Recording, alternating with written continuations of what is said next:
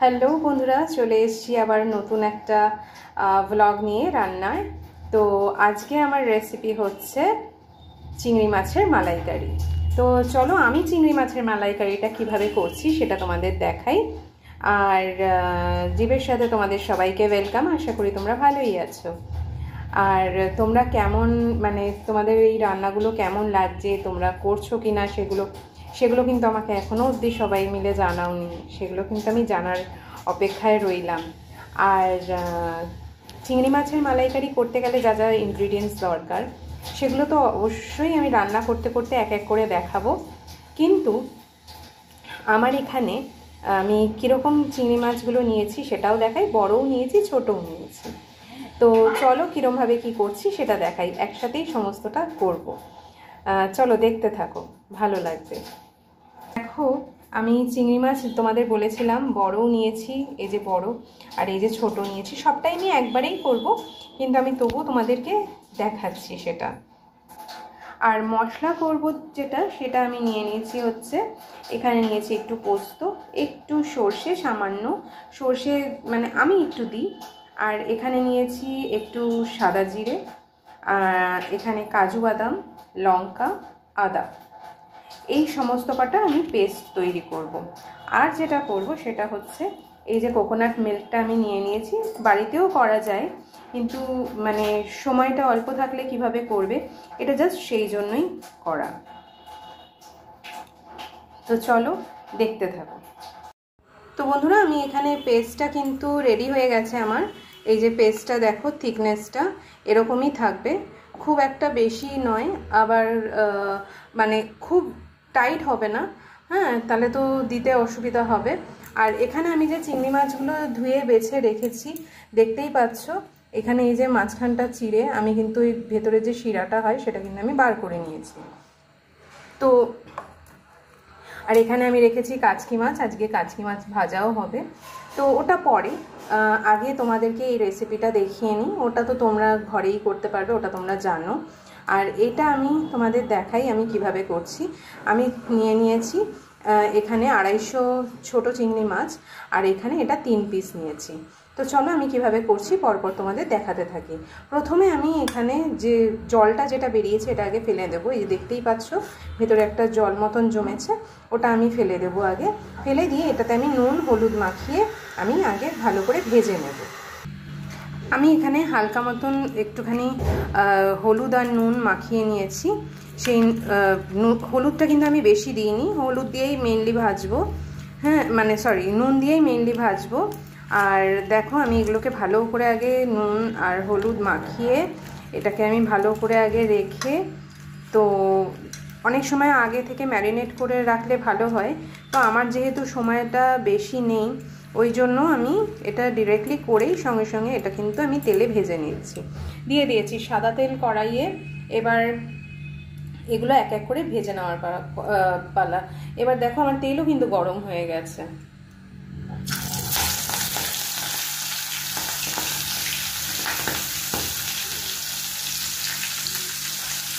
তো এরকমভাবে আমি এক এক করে পুরোটাই ভেজে নেব। দেখো আমি মাছগুলো কিন্তু সমস্তটা ভেজে নিয়েছি।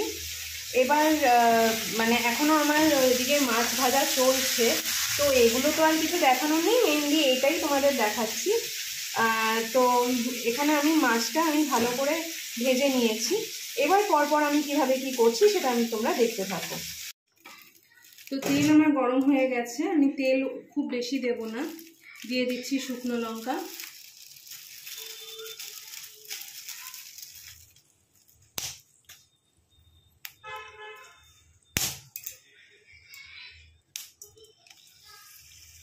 এবার দেব আদা, পেঁয়াজ, রসুন, আর টমেটো দেয় না কিন্তু আমি এখানে একটু টমেটো দেব, টমেটো পেস্ট।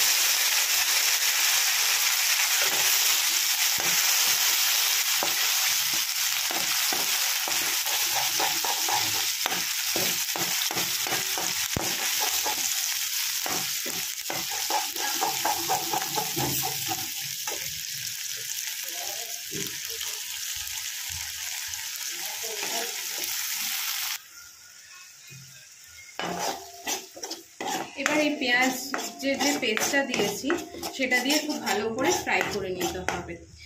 আর ফ্লেমটা থাকবে কিন্তু লো টু মিডিয়াম, এর বেশি করা যাবে না, কেননা যেহেতু আমি তেলটা অল্প দিয়েছি সেই জন্য পুড়ে যাওয়ার একটা চান্স থাকতে পারে।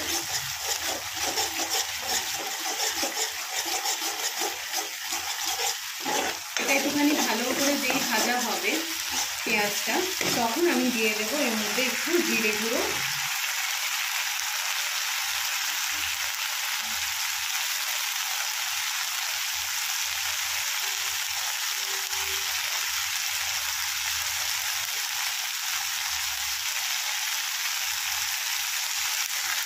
দেখতেই পাচ্ছ কতটা জিরে গুঁড়ো দিলাম।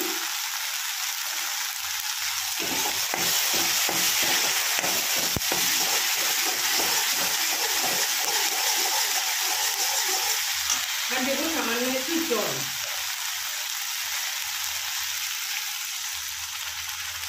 দেখতেই পাচ্ছ কতটুকু জল দিয়েছি।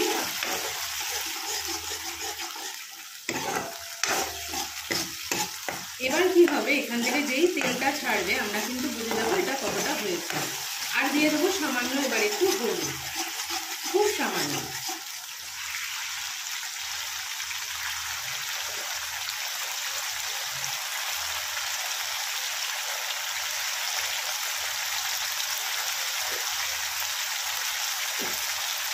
আশা করি তোমরা দেখতেই পাচ্ছ কতটা আমি দিলাম, আমি কিন্তু কোনো কিছু অতিরিক্ত দিইনি।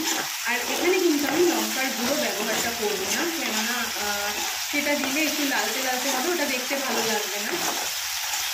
কারণ আমি সেই জায়গায় লঙ্কা, গোটা লঙ্কা দিয়েছি, মানে কাঁচা লঙ্কা, তো সেটা পেস্ট করে দিয়ে দিয়েছি। এবার এটাকে ভালো করে যতক্ষণে না পেঁয়াজের একটা আষ্টে গন্ধ থাকে, ওটা যতক্ষণে না যাচ্ছে ততক্ষণে এটা কিন্তু একটু ভাজতে হবে। এটা ভাজা হয়ে গেলে এখানে আমি দিয়ে দেব, দেখতেই পাচ্ছ আমি কিন্তু পুরো ভেজেই চলেছি এটা। আর কন্টিনিউ এটাকে নাড়তে হবে, কেননা আমাদের তলা মানে কড়াইয়ে লেগে যাওয়ার চান্স হয়ে যাচ্ছে।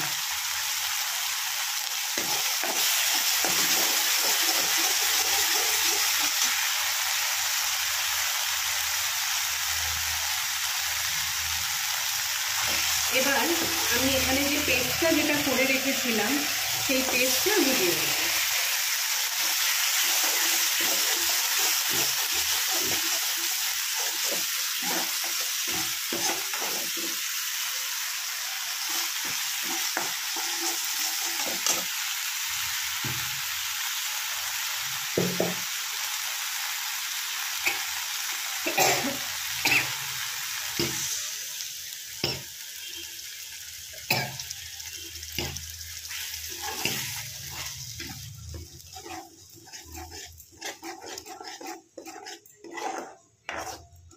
দেখতেই পাচ্ছ রংটা কিন্তু পুরোটাই চেঞ্জ হয়ে গেছে।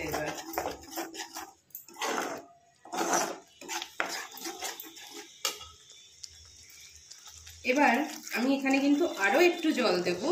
জলটা অ্যাকচুয়ালি যে পেস্টটা আমি করেছিলাম সেই বাটিতে যে মশলাটা যেটা এক্সট্রা লেগে থাকে গায়ে, মানে সাইডে আর কি, সেই মশলাটা ধুয়ে আমি সেইটার জলটা দিয়ে দেবো।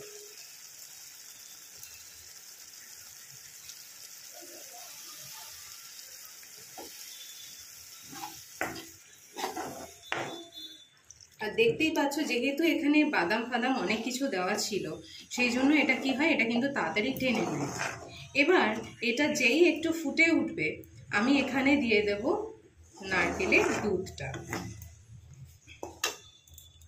তোমরা নারকেল কুড়িয়ে নিয়ে যদি একটুখানি গরম জল তার মধ্যে দিয়ে রাখতে পারো, আস্তে আস্তে আস্তে আস্তে কিন্তু জলটা ছাড়তে থাকবে, এবং তারপরে ভালো একটা কাপড়ে হোক কি যেগুলো তোমার নিংড়ে আর কি, মানে তুমি যাতে বার করতে পারো আর কি, সেরকম একটা কিছু নিয়ে তার মধ্যে থেকে দুধটা যেভাবে হোক, বা হাত দিয়েও অনেকে করে দুধটা ভালো করে বার করে নেবে। তো সেই দুধটা বার করে সেই দুধটাই এখানে দেবে। তা আমার যেহেতু মানে টাইমের একটা খুব প্রবলেম আছে, মানে একটা যেহেতু আমি ছিলাম না এতদিন বাড়িতে, তো সেই জন্য অনেক কাজ রয়েছে, তো সেই জন্য আমি তোমাদেরকে এটা শর্টকাটে দেখাচ্ছি। তোমরা কিন্তু এটা শর্টকাটে এভাবেও করতে পারো, এটাতেও খারাপ হয় না, খুব সুন্দর হয় এটা খেতে। তো চলো দেখতে থাকো।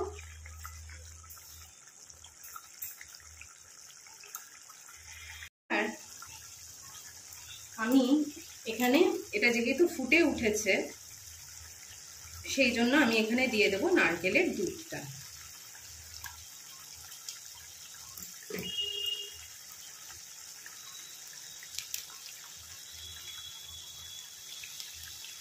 দেখতেই পাচ্ছ থিকনেসটা, এরকম থিকনেস হলে তো আর কিছু চাই না, ভীষণই ভালো লাগে এটা।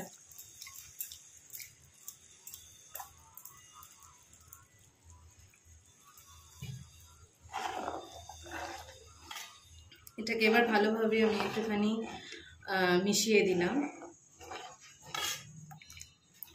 এটার মধ্যে দিয়ে দেবো আমি এবার সামান্য একটু জল।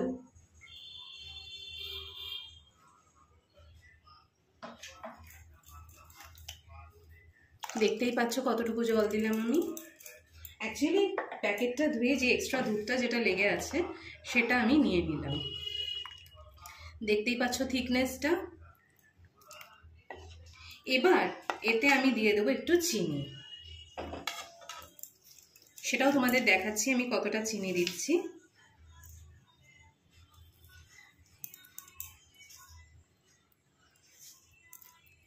এই যে আমি এইটুকু করে চিনি আমি দুবার দিয়ে দিচ্ছি।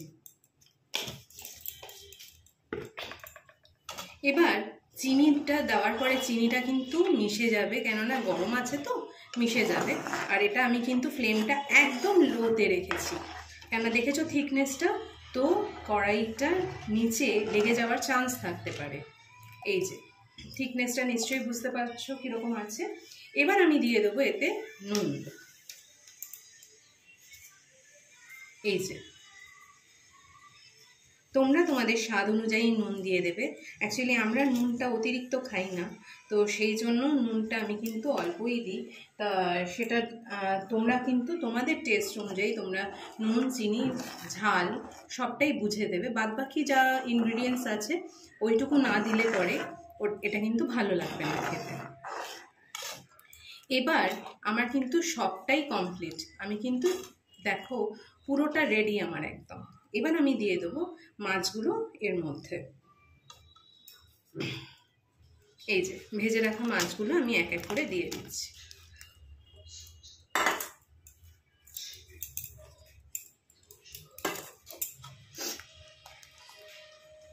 এবার এটাকে আমি একটু, যাতে ঝোলটা ভালোভাবে এর মধ্যে ঢোকে সেটার আমি ব্যবস্থা করব, একটু উল্টে পাল্টে দেব, তাহলে কিন্তু এটা খুব সুন্দর হবে খেতে। বুঝতেই পারছো আশা করি।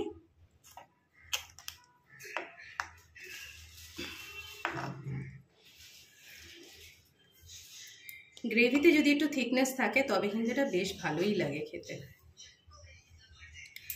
তো চলো বন্ধুরা, আমার কিন্তু এটা কিন্তু পুরোপুরি রেডি হয়ে গেছে।